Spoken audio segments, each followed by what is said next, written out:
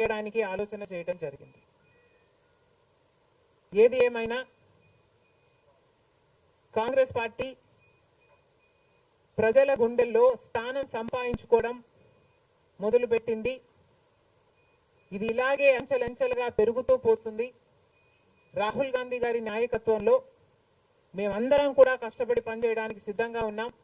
అటు కేంద్రంలోనైనా ఇటు రాష్ట్రంలోనైనా కాంగ్రెస్ పార్టీకి మంచి భవిష్యత్తు ఉంటుందని 2029 కల్లా మేము ఒక మంచి పొజిషన్లోకి రాగలమని నమ్మకం మా అందరికీ ఉంది. ఈరోజు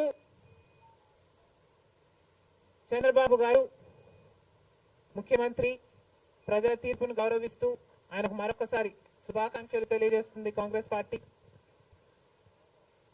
అలాగే చంద్రబాబు గారికి మరొకసారి గుర్తు చేస్తుంది కాంగ్రెస్ పార్టీ మన రాష్ట్రానికి రావాల్సిన ప్రత్యేక హోదా.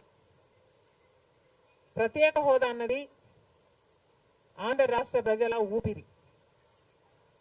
10 సంవత్సరాలుగా మోడీ గారు బీజేపీ పార్టీ ప్రత్యేక హోదా విషయంలో ఆంధ్ర రాష్ట్రాన్ని ఆంధ్ర ప్రజలను మోసమే చేశారు.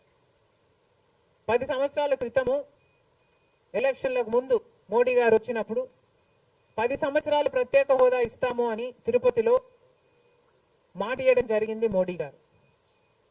అప్పుడు చంద్రబాబు గారు చెప్పిన మాట 10 సంవత్సరాలు సరిపోదు, 15 సంవత్సరాలు కావాలి అన్నారు.